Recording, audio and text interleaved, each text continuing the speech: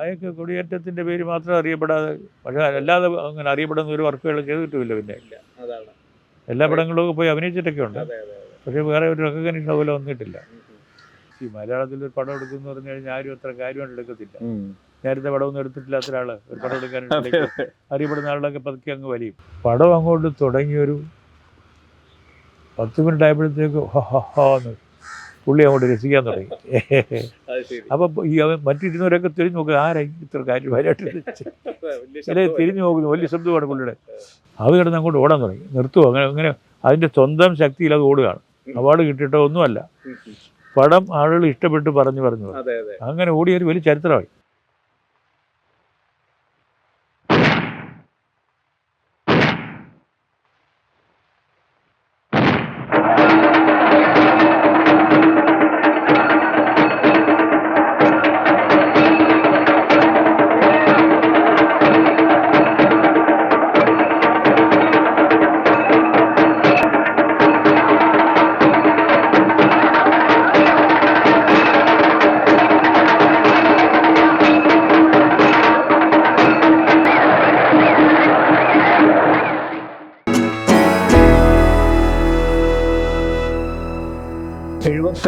ശേഷം പിന്നെ ഒരു 5-6 വർഷം കൂടെ കഴിഞ്ഞു അടുത്ത സിനിമ, രണ്ടാമത്തെ സിനിമ കൊടിയേറ്റം വരുന്നു.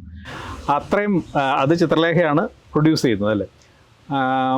അത്രയും വർഷം കാത്തിരുന്നതിനോ അല്ലെങ്കിൽ അത്രയും വർഷം കഴിഞ്ഞതിനോ, സാധാരണ അടൂരിൻ്റെ സിനിമകൾക്കൊക്കെ നീണ്ട ഇടവേളകളുണ്ട്, എന്നാൽ ഈ കൊടിയേറ്റം വൈകാൻ കാരണം അല്ലെങ്കിൽ കൊടിയേറ്റം എങ്ങനെയാണ് ഉണ്ടായത്, ഒരു ആശയമായത്?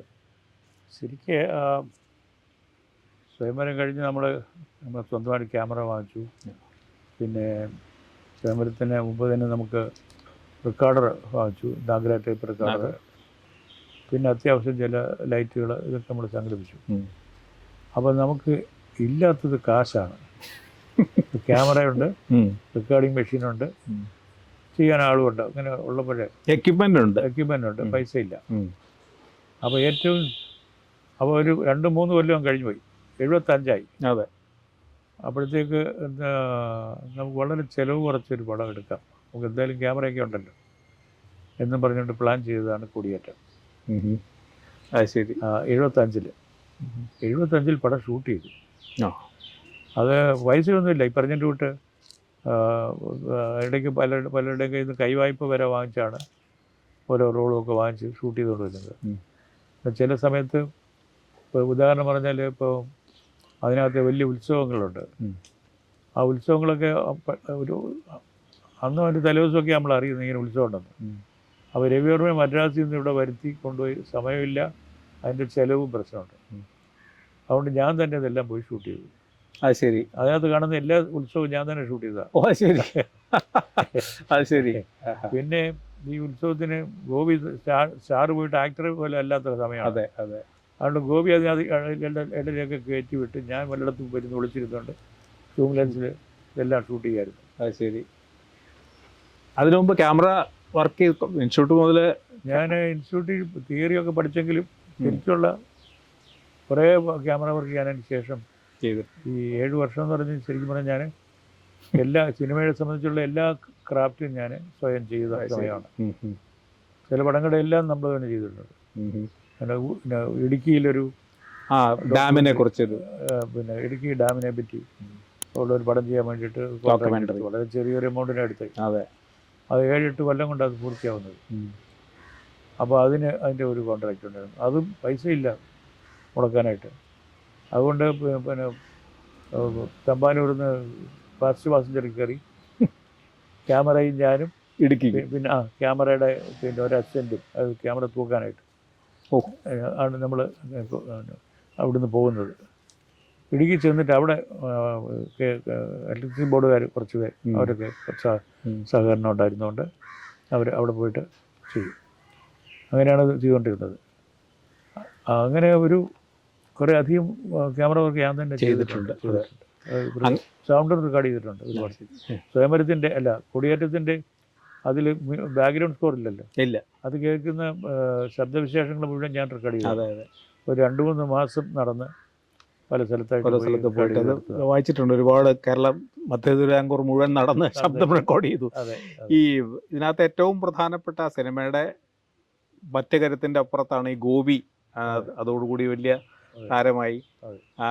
സ്വയംവരത്തിൽ ഗോപി ഒരു ചെറിയ റോളിൽ നോക്കി നിൽക്കാൻ ജോലി നഷ്ടപ്പെട്ട തൊഴിലാളിയായിട്ട് വിശ്വനാഥനെ തുറച്ചു നോക്കുന്ന റോളുണ്ട്. അത് ഈ ഗോപി എങ്ങനെയാണെന്ന് ഈ സിനിമയ്ക്ക് വേണ്ടി തീരുമാനിക്കുന്നത്? ഞാനൊരു ശങ്കരപിള്ള സാറിൻ്റെ നാടകങ്ങളൊക്കെ ഗോപി ഉണ്ടായിരുന്നു. അപ്പോൾ അതിലൊരു നാടകം കണ്ടപ്പോഴാണ് ഞാൻ ഗോപിയെ ഒരു പിന്നെ വെയിറ്റിംഗ് ഫോർ ഗോതോ ചെയ്തപ്പോൾ ഗോപിയും വികെ ഉണക്കുത്തന്നായിരുന്നു അതിനകത്ത് റോളുകൾ. പിന്നെ എബ്രഹാം ജോസഫ്, പിന്നെ പി സി സോമൻ, ഇത്രയും പേരായിരുന്നു എൻ്റെ കാസ്റ്റ്. അപ്പോൾ അങ്ങനെ കിട്ടിയതാണ് ഇവരെയൊക്കെ. പി സി സോമൻ എല്ലാ പടങ്ങളും ഉണ്ട്. ജീവിച്ചിരിക്കുന്ന കാലത്ത് മുഴുവൻ പടങ്ങളും. വേണക്കുട്ടൻ നായർ അത്രയും നല്ല ആക്ടർ ആയിരുന്നില്ല. അതെ, നല്ല സ്വയംവരത്തിലുണ്ട്. അതെ. ഗോപി പിന്നെ നമ്മുടെ പടം അഭിനയിച്ച പിന്നെ ദേശീയ അവാർഡ് കിട്ടിയോടി ഗോപി മറ്റു പടങ്ങളിലൊക്കെ പോയി പല പിന്നെ അതാണ് ഞാൻ ചോദിക്കാൻ ഉദ്ദേശിച്ചൊരു കാര്യം. അടൂരിന് മിക്കവാറുമുള്ള എല്ലാ സഹപ്രവർത്തകരും വളരെ ദീർഘകാലത്തേക്കുള്ള ബന്ധങ്ങളാണ്. എല്ലാ സിനിമയിലും ഇവരൊക്കെ മുഖം കാണിക്കുക. അത് പ്രത്യേകിച്ച് ചെറിയ റോളുകളിൽ തന്നെ നിരന്തരം വരുന്ന ആൾക്കാർ, വെമ്പായം, തമ്പിയൊക്കെ കാണാറുണ്ട്. പക്ഷെ ഗോപി, ഈ ഒരു സിനിമയാണ് ഗോപിയെ ഗോപിയാക്കിയത്. പക്ഷെ അതിനുശേഷം നിങ്ങൾ തമ്മിൽ ഒന്നിച്ച് വർക്ക് ചെയ്തിട്ടേ ഇല്ല. അത് കാരണം ഗോപിക്ക് ചേരുന്ന റോളുകളൊന്നും പിന്നെ വന്നിട്ടില്ല. അല്ല, വ്യക്തിബന്ധത്തിലൊന്നും അതല്ല. വ്യക്തിബന്ധം അത്ര മോശം നല്ലതായിരുന്നില്ല. അതെ, പിണങ്ങി വെച്ചാൽ അങ്ങനെയായിട്ട് പടങ്ങളുടെ കാര്യമൊന്നുമില്ല. അയാൾ ചില ഗ്രൂപ്പുകളിലൊക്കെ പോയി പെട്ട് ഇങ്ങനെ പോയതാ. എന്നോട് പടങ്ങളുടെ ഒന്നുമില്ല. പക്ഷെ ഏറ്റവും അത്ഭുതമാണ് കൊടിയേറ്റം എന്ന് പറഞ്ഞാൽ കൊടിയേറ്റം ഗോപി എന്നാണ് പിന്നെ പുള്ളി അറിയപ്പെടുന്നത്. അങ്ങനെ അറിയപ്പെടാതിരിക്കാൻ വേണ്ടി അയാൾ പേര് മാറ്റി ഭരത് ഗോപി. ഭരത് ഗോപി. ശരിക്കും ഭരത് അവാർഡായി കിട്ടിയിട്ടില്ല. ഇല്ല. അതൊരു ചെറിയ 1-2 വർഷത്തേക്കേ ഉണ്ടായിരുന്നുള്ളൂ. അതെ. അവർ ചെയ്തൊരു തെറ്റായിരുന്നു. ഉർവശി എന്നും ഭരത് എന്നും പറഞ്ഞ് 2 അവാർഡുകൾ അന്ന് ഇടയ്ക്ക് ആരുടെ കുബുദ്ധി തോന്നി. അതെ. നമ്മുടെ ആൾക്ക് 2-3 പേർ കിട്ടിയിട്ടുണ്ട്. നമ്മുടെ ഇയാൾക്ക് ബാലൻ കെ നായർ കിട്ടി, പി ജെ ആന്റണി ഉണ്ട്. 2-3 പേരേ ഉള്ളൂ. പിന്നെ അവാർഡ് കൊടുത്തിട്ടില്ല. പക്ഷെ എല്ലാവരും ഭരത്തായിട്ടാണ്. അതെ. അപ്പൊ ഈ കൊടിയേറ്റവുമായിട്ട് ബന്ധപ്പെട്ട് അറിയണ്ടെന്നുള്ള രീതിയിൽ തന്നെ ബന്ധം മോശമായി. അല്ല, അയാൾക്ക് കൊടിയേറ്റത്തിന്റെ പേര് മാത്രം അറിയപ്പെടാതെ, പക്ഷെ അല്ലാതെ അങ്ങനെ അറിയപ്പെടുന്ന ഒരു വർക്കുകൾ ചെയ്തിട്ടുമില്ല. പിന്നെ ഇല്ല. അതാണ് എല്ലാ പടങ്ങളിലും പോയി അഭിനയിച്ചിട്ടൊക്കെ ഉണ്ട്. അതെ. പക്ഷെ വേറെ ഒരു റെക്കഗ്നേഷൻ അതുപോലെ വന്നിട്ടില്ല. ഗോപി എങ്ങനെയായിരുന്നു അഭിനേതാവ് എന്നുള്ള രീതിയിൽ കൈകാര്യം ചെയ്യാൻ? Very good. നല്ലതാണ്. അതിനകത്ത് ഈ പറഞ്ഞ പോലെ സ്വയംവരത്തിലും അത് തമാശയും നർമ്മമൊക്കെ ഉണ്ടെങ്കിലും അതിനെ ഏറ്റവും ക്ലാസിക് ലെവലിലേക്ക് കൊണ്ടുപോയ ഒരു സാധാരണ മലയാളത്തിലെ സീരിയസ് സിനിമയുടെ സംഭവങ്ങളൊന്നും ആരും ഓർക്കുന്നില്ലെങ്കിലും ഈ ഗോപിയുടെ എന്തൊരു സ്പീഡ് എന്നുള്ളത് ഒരുമാതിരി സിനിമയായിട്ട് ഒരു ബന്ധമില്ലാത്ത സാധാരണക്കാരൊക്കെ പറയുന്ന കേൾക്കാം. അത്രയ്ക്കൊരു വലിയ ലെവലിലേക്ക് പോയി. അതും ഈ പറഞ്ഞ പോലെ അതിൻ്റെ ആക്ടർ, അതിനകത്ത് ആ നടൻ, അതിൻ്റെ കഥാപാത്രത്തിന് നമ്മളൊരു എപ്പിസോഡിക് സ്ട്രക്ചറാണ് പടത്തിനുള്ളത്. അയാൾ പോകുന്നിടത്തെല്ലാം ഒരു ക്യാമറയായിട്ട് പോയ പോലെയാണ് അത് ഷൂട്ട് ചെയ്തിരിക്കുന്നത്. അയാൾ ഇങ്ങനെ ഒരു ജേർണിയാണ്. അതിങ്ങനെ നടന്നു പോകുന്നു, അത് കഴിഞ്ഞ് കാളവണ്ടി പോകുന്നു, അത് കഴിഞ്ഞ് ട്രക്കിൽ കയറുന്നു. ഇങ്ങനെ ഒരു സ്പൈറൽ മൂവ്മെന്റ് ആണ് ആ ക്യാരക്ടറിന്റെ. മൂവ് ചെയ്ത് ഇങ്ങനെ അയാൾ ഉയർച്ചയിലേക്ക് വരുന്നു. ഇങ്ങനെയാണ് അത് തന്നെ ഈ സിനിമയുടെ ഒരു പ്രത്യേകത. ഈ വളരെ ഒരു ഡയറക്ടർ പോലും പാടില്ല എന്ന് അടൂർ വിചാരിച്ചു ആ സിനിമയ്ക്ക്. കാരണം അത്രയ്ക്ക് അതൊരു സ്വാഭാവിക രീതിയിലേക്ക് പോകുന്നു. ഇറ്റ്സ് നോൺ ഡയറക്റ്റഡ് ഫിലിം എന്ന് അടൂർ എവിടെയോ പറഞ്ഞ് ഞാൻ വായിച്ചിട്ടുണ്ട്. അപ്പോൾ കാരണം ഇതിനകത്ത് ഈ ബാക്ക്ഗ്രൗണ്ട് സംഗീതവും പശ്ചാത്തല സംഗീതം പോലും വേണ്ടാന്ന് വെക്കുന്നത് അതുകൊണ്ടാണോ? അല്ലല്ല, അതിൻ്റെ ഒരു സ്വാഭാവികത. കാരണം ഈ പശ്ചാത്തല സംഗീതത്തിന് ഒരു പ്രശ്നമുള്ളത്, അത് ചില അടിവരയിടും ഓരോന്നിനെ. അങ്ങനെ വരാൻ പാടില്ല. അയാളെ ഒരു സെൻറ്റിമെൻ്റൽ ക്യാരക്ടറാക്കാൻ എനിക്ക് ഉദ്ദേശമില്ല. അയാളിങ്ങനെ ഒരു ഫ്ലോട്ട് ചെയ്യുന്ന ഒരു ക്യാരക്ടർ, എങ്ങും പറ്റാതെ ഇങ്ങനെ പോകുന്നതാണ്. ആ ക്യാരക്ടറിന് അങ്ങനെ നമ്മളൊന്നും ചെയ്തിട്ടില്ല. അയാൾ കരയുന്ന ഭാഗത്ത് പോലും ഒന്നും ബാക്ക്ഗ്രൗണ്ട് സ്കോറോ ഒന്നും കൊടുത്തിട്ടില്ല. അപ്പോൾ അതൊരു ഉപയോഗിക്കാത്തത് കൊണ്ടാണ്. കാരണം അയാളിലെ സാധാരണത്വത്തിൽ നിന്ന് അയാളെ മാറ്റും. അത് നമ്മൾ മ്യൂസിക് ഇട്ടാൽ അതിൻ്റെ പുറകിൽ. പിന്നെ റൊമാൻറ്റിസൈസ് ചെയ്യും ആവശ്യമില്ലാതെ. കാരണം മ്യൂസിക്കിന് അങ്ങനെ ഒരു പ്രശ്നമുണ്ട്. നമ്മളങ്ങനെ മിസ്യൂസ് ചെയ്ത് നാശമാക്കിയൊരു സാധനമാണ് ബാക്ക്ഗ്രൗണ്ട് സ്കോർ. വളരെ സൂക്ഷിച്ച് ഉപയോഗിച്ചില്ലെങ്കിൽ അതിന് നേരെ വിപരീത ഫലം വരും. സ്വയംവരത്തിലെ എം പി ശ്രീനിവാസൻ അതെ. ഉണ്ടായിരുന്നു. പിന്നെ കുറേ കാലം നേരത്തെ പറഞ്ഞ പോലെ ദീർഘബന്ധങ്ങളുടെ മറ്റൊരു ഒന്നാണ് MBS വർക്ക് ചെയ്യാന്ന് പറഞ്ഞൊരു വലിയ നല്ലൊരു അനുഭവമാണ്. കാരണം നന്നായിട്ട് ഈ സിനിമ മനസ്സിലാവും, നമ്മളെടുക്കുന്ന പടം കൃത്യമായിട്ട് മനസ്സിലാവും. അതെ, ഇതിനോട് ആത്മീയമായിട്ടുള്ള ബന്ധം പുലർത്താൻ കഴിയുന്ന ഒരാൾ. അതെ അതെ. അപ്പോൾ MBS നമുക്ക് ഐഡിയാസ് പറയാൻ വളരെ എളുപ്പമാണ്. MBS സൗഹൃദം ഈ സ്വയംവരത്തോടെയാണോ തുടങ്ങിയത്? അതിനു മുമ്പ് അറിയായിരുന്നു? ഞാൻ പലരെയും അതിനു മുമ്പ് ട്രൈ ചെയ്തു. ഈ മലയാളത്തിൽ ഒരു പടം എടുക്കുന്നു പറഞ്ഞു കഴിഞ്ഞാൽ ആരും അത്ര കാര്യമായിട്ട് എടുക്കത്തില്ല. നേരത്തെ പടമൊന്നും എടുത്തിട്ടില്ലാത്ത ഒരാൾ ഒരു പടം എടുക്കാനായിട്ട് അറിയപ്പെടുന്ന ആളുകളൊക്കെ പതുക്കെ അങ്ങ് വലിയും. അതെ, വിജയരാഘവ് റാവു എന്നൊക്കെ പറഞ്ഞിട്ടുള്ള ആളുകളെ ഞാൻ അന്ന് ബന്ധപ്പെട്ടതാണ്. അവരൊക്കെ അങ്ങ് പതുക്കെ അങ്ങ് ഒഴിഞ്ഞു. പിന്നെയാണ് MS ഗോപാലകൃഷ്ണൻ അവരെ ഞങ്ങൾ പോയി കണ്ടതാണ്. ഓ ശരി. അപ്പോൾ അങ്ങനെ പറഞ്ഞു, ഞാൻ വയലിൻ വായിക്കാം, പക്ഷെ എനിക്കിത് കമ്പോസ് ചെയ്യാൻ അറിഞ്ഞൂടാ, എന്നെ വിളിച്ചാൽ ഞാൻ വന്ന് വായിച്ചോളാം. അതെ, അവര് ടു സിമ്പിൾ, അയാളെ പറ്റി നല്ല കൃത്യമായ ബോധമുണ്ട്. അതെ, ഈ കൊടിയേറ്റത്തിലെ സംഗീതം ഇല്ലാത്തത് വീണ്ടും സത്യജിത് റായ് തന്നെ അതിനെപ്പറ്റി പരാമർശിക്കുന്നുണ്ട്. റായ് സിനിമ കാണാൻ റഷ്യൻ കൾച്ചറൽ സെന്ററിൽ അല്ലല്ല വന്നിരുന്നോ? അതിനുശേഷമാണോ ഇത്? ഈ പടം ഡൽഹി വെച്ചാണ് കണ്ടത്. ഓ അത് ശരി. ഡൽഹിയിൽ ഞാനൊരു ഈ പടത്തിന്റെ ഒരു സ്പെഷ്യൽ സ്ക്രീനിങ് വെച്ചത് ഇന്റർനാഷണൽ ഫെസ്റ്റിവൽ നടക്കുമ്പോൾ. അപ്പോൾ അപൂർവം ഒരു ഡസനോളം ആളുകളെ മാത്രമേ മാറ്റെടുത്തൊരു റിവ്യൂ അവിടെ വെച്ചു. അപ്പോൾ പിന്നെ റേയു വന്ന അശോക ഹോട്ടലിൽ താമസം ഉണ്ടായിരുന്നു, ഫെസ്റ്റിവലിന് വന്നതാണ്. അപ്പോൾ അദ്ദേഹത്തിനെ പോയിട്ട് അദ്ദേഹം വളരെ കാര്യമായിട്ട് വന്നു. പടം അങ്ങോട്ട് തുടങ്ങിയൊരു 10 മിനിറ്റ് ആയപ്പോഴത്തേക്ക് എന്ന് പുള്ളി അങ്ങോട്ട് രസിക്കാൻ തുടങ്ങി. അത് ശരി. അപ്പൊ ഈ മറ്റിരുന്നവരൊക്കെ തിരിഞ്ഞു നോക്കുക, ആരായി ഇത്ര കാര്യമായിട്ട് വലിയ ശബ്ദമാണ് പുള്ളിയുടെ. അത് ഭയങ്കരമായിട്ട് ഇഷ്ടപ്പെട്ടു പടം. പിന്നെ നമുക്ക് സംസാരിക്കാം പറഞ്ഞിട്ട് പിന്നെ തിരിച്ച് അശോക ഹോട്ടലിൽ പോയി അവിടെ ഇരുന്ന് ലോബിയിലിരുന്ന് കുറേ അധികം സംസാരിച്ചു. അപ്പോഴായി പറഞ്ഞത് ഇത് ബാക്ക്ഗ്രൗണ്ട് സ്കോർ വേണ്ടെന്ന് വെച്ചിരിക്കാമെന്ന്. അതെന്താണ് ഞാൻ പറഞ്ഞു, ഇതിൽ വെച്ചില്ല എന്നുള്ളതേ ഉള്ളൂ, സ്വയംവരത്തിലുണ്ട്.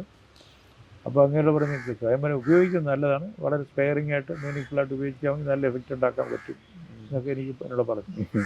പക്ഷേ ഈ സിനിമയിൽ ഇത് മാത്രമല്ല, അടൂരിൻ്റെ സിനിമകളിലെ ഒരുപാട് നിരീക്ഷകർ കണ്ടെത്തിയ ഒരു കാര്യം ഈ ശബ്ദത്തിൻ്റെ ഉപയോഗത്തിൽ ഒരുപക്ഷെ ഏറ്റവും അധികം ശ്രദ്ധ കൊടുത്ത ഒരാളാണ്. ഒരുപാട് വിദേശ റിവ്യൂവേഴ്സ് തന്നെ അതിനെപ്പറ്റി പറയുന്നുണ്ട്. നമ്മുടെ ആ ഒരു പോളിഷ് ജൂയിഷ് ഡയറക്ടർ ഒരു ലേഡി ഇതിനെപ്പറ്റി എഴുതി ചെയ്തിട്ടുണ്ട്. ഈ ശബ്ദത്തിൻ്റെ ഒരു അത്ഭുതകരമായിട്ടുള്ള ഒരു ഉപയോഗം, ശബ്ദം വേണ്ടാന്ന് വെക്കുന്നത്, നിശബ്ദതയുടെ പ്രാധാന്യം, ഈ ശബ്ദം അല്ലെങ്കിൽ നിശബ്ദത അത് എത്രമാത്രം പ്രധാനമാണ് അടൂരിൻ്റെ സിനിമകൾ? അത് ഓരോ സിറ്റുവേഷൻ അനുസരിച്ചിട്ടാണ്. ഉദാഹരണം പറഞ്ഞാൽ ഒരാൾ പെട്ടെന്ന് അയാൾക്ക് ഏറ്റവും പ്രിയപ്പെട്ട ഒരാൾ മരിച്ചു എന്ന് പറയുന്നു. അപ്പോൾ അയാളെ സംബന്ധിച്ചിടത്തോളം സബ്ജക്റ്റീവാണ്. അയാളെ ശബ്ദമെല്ലാം നിലയ്ക്കുക. അതെ, കുറച്ച് സമയത്തേക്കെങ്കിലും ഒരു തല കംപ്ലീറ്റ്ലി ആ സെൻസിറ്റിവിറ്റി കംപ്ലീറ്റ് പോയിട്ട് ഒരു സ്റ്റോപ്പാണത്. ആ സമയത്ത് വളരെ നമുക്ക് അങ്ങനെ ഉപയോഗിക്കാവുന്ന ഒന്നത്. അതേസമയം വലിയ ശബ്ദങ്ങൾ വലിയ ശബ്ദങ്ങൾ ഉപയോഗിച്ച് അതിൻ്റെ മുകളിൽ അടിച്ചു കയറ്റേണ്ട ആവശ്യമില്ല. അതിനകത്തൊരു ഉദാഹരണമായിട്ട് എവിടെയുണ്ട്, ഈ ഋത്വിക് ഘട്ടക്കിൻ്റെ സിനിമയിൽ ഈ നാടകീയമായ സംഭവങ്ങൾ വരുമ്പോൾ ഭയങ്കര ശബ്ദം, മറ്റേ വിപ്ലാഷസിന്റെ ശബ്ദം, നാടകത്തിലെ രീതിയിലാണ് ശബ്ദം ഉപയോഗിച്ചിരുന്നത്. ഞാൻ ഒരിക്കലും ഈ ശബ്ദം ഈ ഓഡിയൻസ് കണ്ട് പരിചയിച്ച, അതിനകം കണ്ട് നമ്മുടെ പടത്തിൽ നിന്ന് തന്നെ കണ്ട് പരിചയപ്പെട്ട ശബ്ദങ്ങളും ശബ്ദ അസോസിയേഷനുള്ള ശബ്ദം ഞാൻ ഉപയോഗിക്കുള്ളൂ. അതെ, വേറെ ശബ്ദം കൊണ്ടൊന്നും അടിക്കുകയില്ല. ഉദാഹരണം പറഞ്ഞാൽ പിന്നെ വിശ്വനാഥൻ മരിക്കുന്ന സീന് സ്വയംവരത്തില്, അവിടെ അറപ്പുവാളിന്റെ ശബ്ദം കൊടുത്തിരിക്കുന്നത്. അങ്ങനെ അതാണ് അതാ പറഞ്ഞ ശബ്ദങ്ങൾ വെറും ശബ്ദമല്ല. ആലോചിച്ച് നോക്കുമ്പോൾ അയാളുടെ അറുത്തുപോയ ജീവിതമാണ് ശരിക്കും പറഞ്ഞത്. അതെ അതെ അതെ, ഉറങ്ങിത്തടി മില്ലിലെ പണിയാണ്. അതേ പറഞ്ഞ അവിടെ ശബ്ദം ഒരുപക്ഷെ ഒരു പ്രധാനപ്പെട്ട ഇതുപോലെ ഉപയോഗിക്കേണ്ട ഒരു വലിയ ഒരു ക്യാരക്ടറാണ്, അല്ലെങ്കിൽ ശബ്ദമില്ലായ്മ ഒരു ക്യാരക്ടറാണെന്നുള്ള വാസ്തവത്തിൽ ആദ്യമായിട്ട് മലയാളിക്ക് മനസ്സിലാവുന്നത് ഈ സിനിമകളിലാണ്. കാരണം അല്ലെങ്കിൽ ശബ്ദത്തിനോട് ഒരു സ്ക്രിപ്റ്റ് പോലെ എഴുതാം, ശബ്ദം പ്രത്യേക ഒരു സ്ക്രിപ്റ്റ് എഴുതാറുണ്ട്. ഈ പടത്തിന്റെ ഒരു റഫ് കട്ടായി കഴിഞ്ഞാൽ പിന്നെ ഞാൻ എന്തെല്ലാം ശബ്ദങ്ങൾ എവിടെയൊക്കെ ഉപയോഗിക്കണം എന്നുള്ളതിന്റെ ഒരു സ്ക്രിപ്റ്റ് തന്നെ എഴുതും. പിന്നെ അത് വെച്ചിട്ടാണ് റെക്കോർഡ് ചെയ്ത് ഈ കാണിക്കുന്ന വിഷ്വലിനപ്പുറമായിട്ടൊരു ലെവലിലേക്ക് സിനിമയെ കൊണ്ടുപോകാൻ ഈ ശബ്ദത്തിന് കഴിയും. ശബ്ദം ഇൻഫർമേഷനിലാകാം, സപ്പോർട്ടീവ് ആകാം, സബ്വേർട്ടീവ് ആകാം, പല രീതി വരാം ശബ്ദം. അതെ, അങ്ങനെ ഉപയോഗിക്കുന്നത്. അതുപോലെ ഇതിൻ്റെ തീമും വാസ്തവത്തിൽ ഈ കൊടിയേറ്റത്തിൻ്റെ നേരത്തെ പറഞ്ഞ പോലെ ചില പൊതു ഘടകങ്ങളുണ്ടെങ്കിലും മറ്റൊരു വലിയ രണ്ടിൽ ഒന്ന് ഒരു ദുരന്തമാണ് ഈ പറഞ്ഞ പോലെ ഒരു വ്യക്തി വാസ്തവത്തിൽ സമൂഹത്തിനോട് യുദ്ധം ചെയ്യാൻ ശ്രമിച്ച് പരാജയപ്പെട്ട് അവൻ്റെ തകർച്ചയാണ് വിശ്വനാഥൻ്റെയും സീതയുടെ. അതേ സമയത്ത് ഈ കൊടിയേറ്റം നേരെ തിരിച്ച് അല്ലെ ഉയർച്ചയിലേക്കാണ് പോകുന്നത്. അത് ഈ പറഞ്ഞ സ്വാതന്ത്ര്യം എന്ന് പറയുന്നത് ഒരു സമഷ്ടിയിലൂടെ വളർന്നിട്ടുള്ള സ്വാതന്ത്ര്യമാണ്. കാരണം ഇൻഡിവിജ്വലായിട്ട് അദ്ദേഹം വളരെ വീക്കായിരുന്നു. പക്ഷെ കൂടുതൽ സമൂഹവുമായിട്ട് ഇടപഴകുകയും പുതിയ ബന്ധങ്ങൾ കാണുകയും, ഇപ്പോൾ അസീസിൻ്റെയും മറ്റും കുടുംബ ബന്ധമാണ് അടൂർ എഴുതിയിട്ടുണ്ട്. ആ കുടുംബ ബന്ധത്തിൽ നിന്ന് അദ്ദേഹം പാഠങ്ങൾ ഉൾക്കൊണ്ട് അപ്പോൾ അതൊരു വലിയ നേരെ തിരിച്ചുള്ള, കാരണം തകർച്ചയിൽ നിന്ന് പോയിട്ട് ഒരു കൊടിയേറുക എന്ന് പറയുന്ന ഒരു ജീവിതത്തിൻ്റെ വ്യക്തിത്വത്തിൻ്റെ ഒരു വിജയം, അതൊരു അത്ഭുതകരമായിട്ടുള്ള സംഗതിയാണ്. അപ്പോൾ ഞാൻ പറഞ്ഞു രണ്ട് ഒരു കോമൺ തീമിൽ തന്നെ രണ്ട് രീതിയിലാണ് ഇത് മാനിഫെസ്റ്റിംഗ്. ഒരാളെങ്ങനെ ദുരന്തത്തിലേക്ക് പോയി, അതുപോലെ കൊടിയേറ്റത്തിൻ്റെ ഈ സിനിമ പ്രൊഡക്ഷൻ സമയത്തുണ്ടായ ഒരു ഒരു ഡിലേയുടെ ഒരു താമസത്തിൻ്റെ കാരണം അന്ന് സാമ്പത്തിക പ്രശ്നം ഉണ്ടായി. അപ്പം AVM സ്റ്റുഡിയോയിൽ ഇത് പ്രോസസ്സ് ചെയ്തതിന് ശേഷം പടം എടുക്കാൻ കാശില്ലാതിരുന്നു. 75 ഷൂട്ട് ചെയ്തിട്ട് AVM അവിടുത്തെ ലാബിൽ കൊണ്ടത് പ്രോസസ്സ് ചെയ്യാൻ കൊടുത്തിട്ട് അങ്ങോട്ട് പോയ ഇനി പ്രോസസ്സിംഗ് ചാർജ് ചോദിച്ചാലോ പിന്നെ അങ്ങോട്ട് പോയതേ ഇല്ല. അത് പിന്നെ ഇടുക്കിയെ പറ്റിയുള്ള പടം MN മന്ത്രിയായിട്ട് വന്നു. അദ്ദേഹം തീരുമാനിച്ചാണ് ഇന്ന ദിവസം ഇന്ദിരാഗാന്ധി വന്ന് ഇനോഗ്രേറ്റ് ചെയ്യാണ്. ആ ദിവസം അടിയന്തരാവസ്ഥ എപ്പോഴും 76-ലോ മറ്റോ ആണ്. അപ്പോൾ അവർ ഇനോഗ്രേറ്റ് ചെയ്യുമ്പോൾ നമ്മുടെ എല്ലാ തലസ്ഥാനത്തുള്ള ഓരോ ജില്ലാ തലസ്ഥാനങ്ങളിലും തിയേറ്ററിൽ ഈ പടം കാണിക്കണം നമ്മൾ. അപ്പം ഞങ്ങൾ MN പോയി കണ്ടു. അതുപോലെ ഞങ്ങളുടെ പൈസ ഒന്നുമില്ല, ഞങ്ങൾ വളരെ തുച്ഛമായ ഒരു 8 വർഷം മുമ്പ് ഒരു ചെറിയൊരു ഇത് കൊട്ടേഷൻ എടുത്ത് ഇതാണ്, പൈസ തന്നാൽ ഞങ്ങൾ ചെയ്യാൻ പറ്റും, അല്ലെങ്കിൽ ഞങ്ങൾക്ക് നിവൃത്തിയില്ല. അപ്പം അങ്ങനെ കൂട്ടി കൊടുക്കാനായിട്ട് ഓർഡർ ചെയ്തു, കൂട്ടി തന്നു.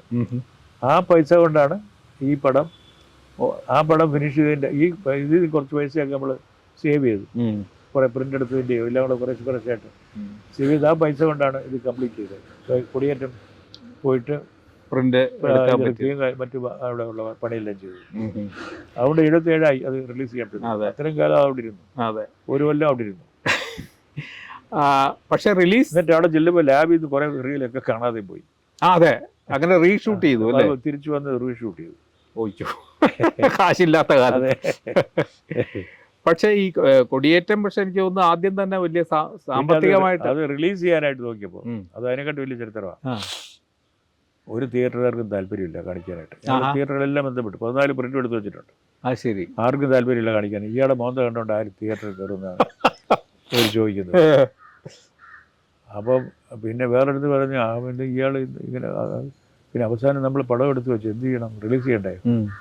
അവർ കോട്ടയത്ത് ആശ എന്ന് പറഞ്ഞ ഒരു മിനി തിയേറ്ററുണ്ട്, അവിടെയും ഹരിപ്പാട്ടുള്ള തിയേറ്റർ, അതൊക്കെ ഇപ്പോൾ പൊളിച്ചു പോയി, ഇപ്പോൾ ഇല്ല. ഈ 2 തിയേറ്ററിൽ 2 പ്രിൻ്റാണ്, ഈ 14 പ്രിൻ്റ് എടുത്തിട്ട് 2 പ്രിൻ്റ് റിലീസ് ചെയ്യാം. അത് ശരി, വേറെ ഗതിയില്ലാതെ. പക്ഷേ ഓരോ ഷോ കഴിഞ്ഞപ്പോഴും ഇരട്ടിക്കാൾ ഈ വേണ്ടാന്ന് പറഞ്ഞവരെല്ലാം വിളിക്കാൻ തുടങ്ങി, ഞങ്ങൾക്ക് പടം കാണിക്കണമെന്ന് പറഞ്ഞു. എന്നിട്ട് ഈ 14 പ്രിൻറ്റും അടുത്ത വെള്ളിയാഴ്ചക്ക് എല്ലാ തിയേറ്ററിലും അത് കിടന്ന് അങ്ങോട്ട് ഓടാൻ തുടങ്ങി. നിർത്തുമോ അങ്ങനെ അതിൻ്റെ സ്വന്തം ശക്തിയിൽ അത് ഓടുകയാണ്. അവാർഡ് കിട്ടിയിട്ടോ ഒന്നുമല്ല, പടം ആളുകൾ ഇഷ്ടപ്പെട്ട് പറഞ്ഞു. അങ്ങനെ ഓടിയ ഒരു വലിയ ചരിത്രമായി. സ്വയംവരത്തെക്കാട്ട് കൂടുതൽ പൈസ ഈ പടം പല സ്ഥലത്ത് 100 ദിവസം 125 ദിവസം 150 ദിവസം ഒക്കെ ഓടുക ആശ തിയേറ്റർ. അപ്പോൾ അവിടുത്തെ മാനേജർ നമ്മുടെ റെപ്രസെൻറ്റേറ്റീവിനോട് പറഞ്ഞു, നീ ഒരു കല്യാണമൊക്കെ കഴിച്ചു ഇവിടെ കഴിഞ്ഞോ.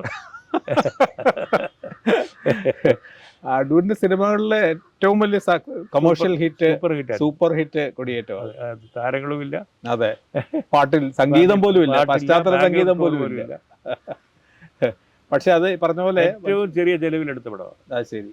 എന്നിട്ട് എന്നിട്ട് ഡൽഹിയിലെ ഈ പിന്നെ റേ കണ്ട സ്ക്രീനിങ്ങിൽ എക്കാർട്ട് സ്റ്റൈൻ എന്ന് പറഞ്ഞിട്ട് അവിടുത്തെ ZDF-ന്റെ ആ ചാനലിന്റെ ഡയറക്ടർ ഉണ്ടായിരുന്നു. അങ്ങനെ കിഴക്കോട്ടം കണ്ടുപോയി ഏഷ്യയിലത് അവിടെ പോയിട്ട് വരുന്ന വഴി ഡൽഹി വന്നാണ്. അപ്പം അങ്ങനെ പടം കാണാനുണ്ടല്ലോ. അപ്പോൾ ഇറങ്ങി വന്ന് പറഞ്ഞു we want to buy it. അത് ശരി. അപ്പോൾ ഈ നമ്മൾ കൊടിയേറ്റത്തിന് മുടക്കിയ തുകയുടെ ഒരു 4 ഇരട്ടിയാണ് അവർ തന്ന പൈസ. അത് ശരി. അങ്ങനെ അങ്ങ് സമൃദ്ധി വലുതായിട്ടുണ്ടായി പൈസ. അതാണ് എല്ലാം സ്ഥാപനത്തിനാണ്, അല്ലാതെ നമുക്ക് അതിൽ നിന്ന് ഒരു കാശ് പോലും ഗുണമില്ല, കിട്ടിയില്ല. എല്ലാം ചിത്രലേഖയ്ക്കാണ്.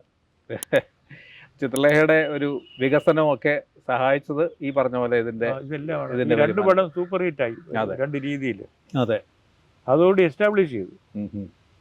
ഉം, ഉം. പിന്നെ പിന്നെയും അപവാദങ്ങൾ പറയാനൊന്നും പറ്റാത്ത ലെവലിലേക്ക് മാറി, അതെ. കുറ്റം പറയാനും ഒക്കാത്ത. അതെ അതെ. കാരണം അത് തെളിയിച്ചു കഴിഞ്ഞു. അപ്പം മുതൽ ഈ ഈ ഈ ഇപ്പം മണി അല്ലെങ്കിൽ ശിവൻ, ഇവരെ കലാസംവിധാനം ശിവൻ, സന്നിവേശം മണി, ഇവരൊക്കെ ഈ പറഞ്ഞ പോലെ അന്ന് മുതലുള്ള ബന്ധം ഈ തുടർന്ന് ഇപ്പം ഇവരെയൊക്കെ ഈ പറഞ്ഞ പോലെ ഇവരുമായിട്ടുള്ള ഈ ദീർഘബന്ധത്തിൻ്റെ അടിസ്ഥാനം ശിവന്റെ ഒരു വലിയ അത്ഭുതകരമായിട്ടുള്ള കുറേ കാര്യങ്ങൾ അടൂര് തന്നെ എഴുതിയിട്ടുണ്ട്, ഈ മതിലുണ്ടാക്കിയതും. അപ്പോൾ ഇവരെയൊക്കെ വാസ്തവത്തിൽ കണ്ടത് അതൊന്നും ഇവരിതല്ലാതെ അടൂരുമായിട്ടല്ലാതെ വേറെ രീതിയിലൊന്നും അവർ പല സ്ഥലത്തും ഒന്നും കണ്ടിട്ടുമില്ല. അവരുടെ പ്രൊഫഷൻ വേറെയാ. ആണല്ലേ? ശിവൻ ആർട്ടിസ്റ്റാണ്. ശരി. ശിവൻ ബേസിക്കായിട്ട് ശിവന്റെ ലൈഫ് പ്രധാനമായിട്ട് ഈ ഹോർഡിങ്സ് ഒക്കെ ഉണ്ടാക്കുന്നത്. കയറി നിന്ന് വെയിറ്റ് ചെയ്ത് നമ്മുടെ ഹുസൈൻ്റെ കാര്യം പറഞ്ഞു, അങ്ങനെ ഒരു കാര്യം. എൻ്റെ ജൂനിയറായിട്ട് പിടിച്ച പന്തളത്ത്. അത് ശരി. അന്നത്തെ ഫസ്റ്റ് പ്രീ ഡിഗ്രിയുടെ ഫസ്റ്റ് ബാച്ച് ആയിരുന്നു ശിവൻ്റെത്. അത് ശരി. ഞാൻ ഇന്റർമീഡിയറ്റിന്റെ ലാസ്റ്റ് ബാച്ച്. അത് ശരി. എൻ്റെ ജൂനിയർ ആയിരുന്നു. പക്ഷെ അന്ന് അയാൾക്ക് ഒരു നാഷണൽ ലെവലിലൊരു അവാർഡ് കിട്ടിയായിരുന്നു ഡ്രോയിങ്ങിന്. അത് ശരി. അപ്പോൾ അങ്ങനെ പുള്ളി റെക്കഗ്നൈസ്ഡ് ആണ്. അത് ശരി. മണി മദ്രാസിൽ അവിടെ ഒരു ഗ്രൂപ്പായിരുന്നു അവരുടെ എഡിറ്റിങ്. ജെമിനി സ്റ്റുഡിയോയിൽ അവിടെ അവിടുത്തെ ഒരു പ്രധാന എഡിറ്ററുടെ അസിസ്റ്റൻ്റായിട്ട് വർക്ക് ചെയ്യായിരുന്നു. ഞാനാ പിടിച്ചു കൊണ്ടുപോയിട്ടൊരു ബ്രേക്ക് കൊടുത്തത് നമ്മുടെ പടത്തിൽ മെയിനായിട്ട്. ദേവദാസിനെ എങ്ങനെ പരിചയപ്പെട്ടു? ദേവദാസ് ഇൻസ്റ്റിറ്റ്യൂട്ട്, ഫിലിം ഇൻസ്റ്റിറ്റ്യൂട്ട്, ഞങ്ങളൊരു ബാച്ച്. ബാച്ച്. ശരി. അന്ന് മുതലുള്ളതാണ് അവിടുത്തെ സൗഹൃദം.